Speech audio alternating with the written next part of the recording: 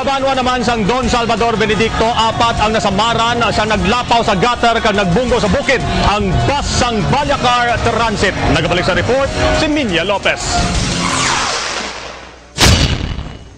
Gikan sa Cebu kag padulong kuntani sa syudad sang Bacolod ang basang Valyacar Transit.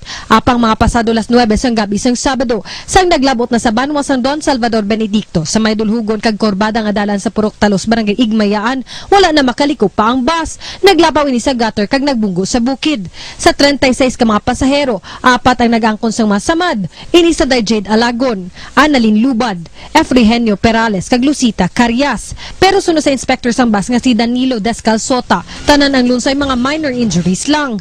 Nang bukol-bukol ang ila mga lawas. Pero tayo pa lang bilog, gagmay nga bukol. May kabataan ko nga sila nga karga, pero wala ya damage. Taway lang ang laga namon. Mas mayo gani ka dala nagigo kay kun matursi pa sang driver, tumbang lakyan. Gindala man sa ospital ang driver sang bus nga si Rami Anthony Dichon, 34 anyos, bangod nga naglain ang iya pamatsyag. Sa pagpangusisa sang pulis, wala na makontrol sang driver ang manubela sang bus, rason nga nagluntad ang aksidente.